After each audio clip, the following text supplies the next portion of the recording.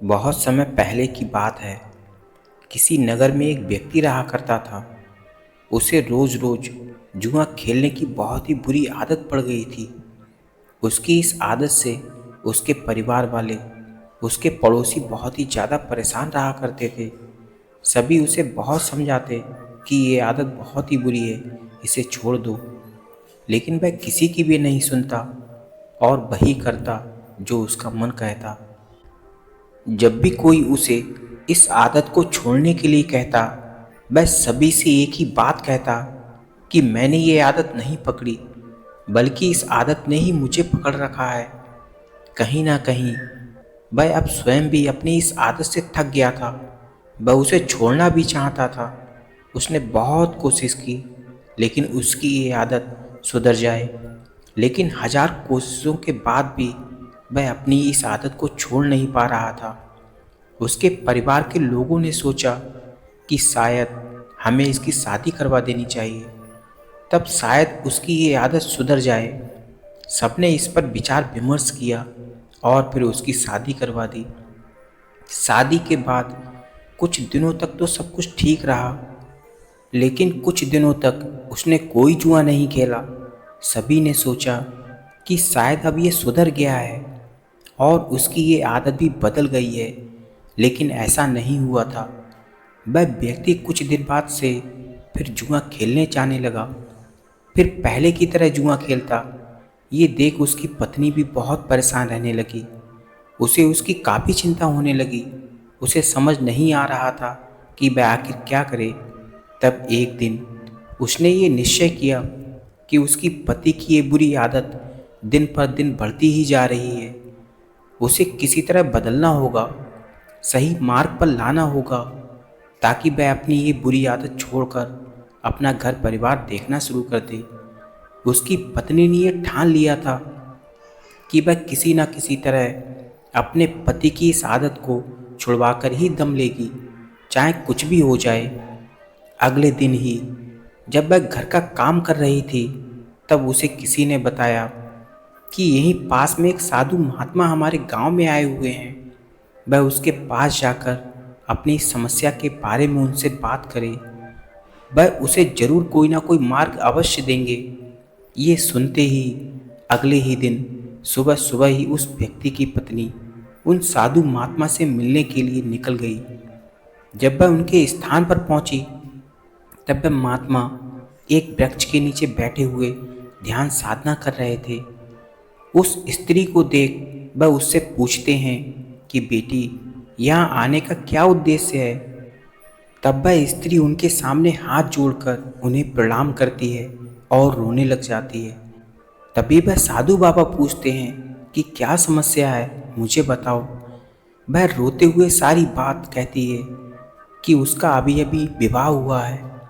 शादी के बाद तक कुछ दिन सब कुछ सही चला, लेकिन अब मुझे ये पता चला है कि मेरे पति को जुआ खेलने की एक बहुत ही बुरी आदत है। ये उनकी पुरानी आदत है। विवाह से पहले मुझे इसके बारे में किसी ने कुछ नहीं बताया, और अब जब मुझे ये ज्ञात हुआ है तो मुझे समझ नहीं आता कि मैं आखिर क्या करूं।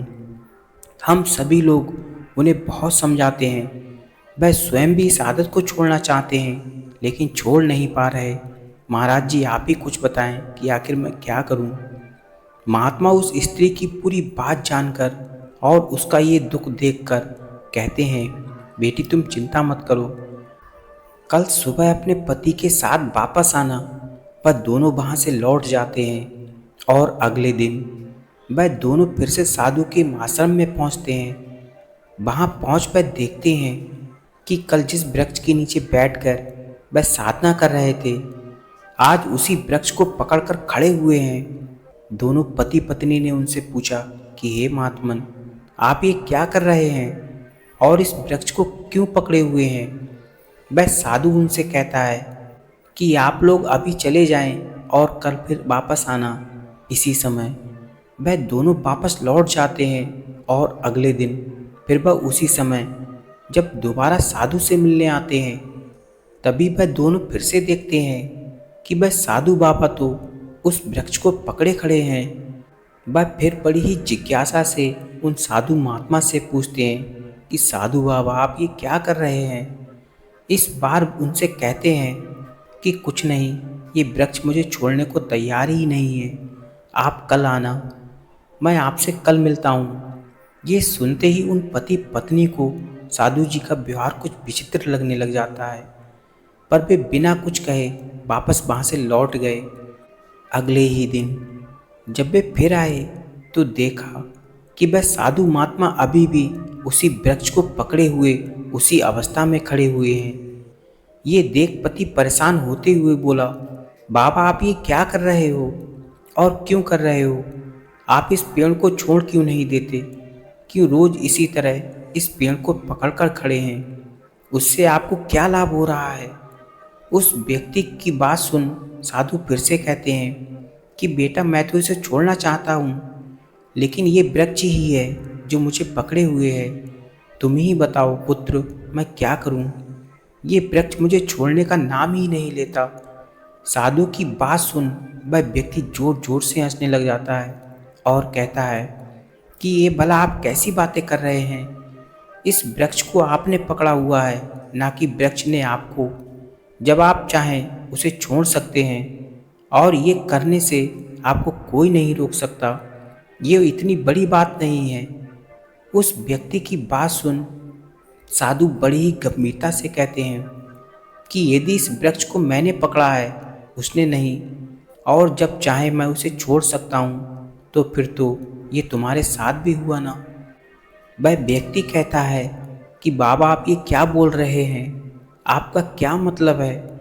वह साधु कहते हैं कि इतने दिनों से मैं तुम्हें यही समझाने की कोशिश कर रहा हूँ, यही ना कि तुम जुआ खेलने की आदत को पकड़े हुए हो। ये आदत तुम्हें नहीं पकड़े हुए है। कोई भी आदत किसी को नहीं पकड़ती, बल्कि हम ही उसे स्वयं पकड़ कर रखते हैं, जाने नहीं देते, उसे बदलने का प्रयास नहीं करते। यदि हम कोशिश करें तो किसी भी आदत को तुरंत बदल सकते हैं, खासकर बुरी आदतें, क्योंकि ये हमें सिवाय नुकसान के और कुछ नहीं देती, और बाद में सिर्फ कुछ शेष रह जाता है तो सिर्फ और सिर्फ पछतावा रह जाता है। इसलिए तुम्हें ये भी समझना होगा कि तुम क्या सही कर रहे हो और क्या गलत। साधु की बात सुन उस व्यक्ति को अपनी गलती का एहसास हो जाता है। वह समझ जाता है कि किसी भी आदत के लिए वह खुद जिम्मेदार है और वह अपनी इच्छा शक्ति के बल पर जब चाहे उसे छोड़ सकता है, सुधार सकता है। वह तभी उसी वक्त अपनी पत्नी और स्वयं से ही वादा करता है कि आज के बाद कभी जुआ नहीं खेलेगा, स्वयं को पूरा बदल देगा, अपनी गृहस्थी और अपने परिवार पर ध्यान देगा। पति की ये बात सुन वह स्त्री भावुक हो जाती है और उन साधु को धन्यवाद देते हुए कहती है कि हे महात्मन, आपने बहुत बड़ी उसकी समस्या को हल कर दिया है। मैं जीवन भर आपकी आभारी रहूँगी। और वह दोनों पति पत्नी साधु से आशीर्वाद लेकर वापस लौट जाते हैं और सुखी से अपना जीवन जीने लग जाते हैं। तो दोस्तों, कैसी लगी आपको ये जानकारी? उम्मीद है कि यह जानकारी आपको पसंद आई होगी। पसंद आई है तो वीडियो को लाइक और हमारे चैनल को सब्सक्राइब जरूर कर देना। तब तक के लिए अपना और अपनों का ख्याल रखें। धन्यवाद।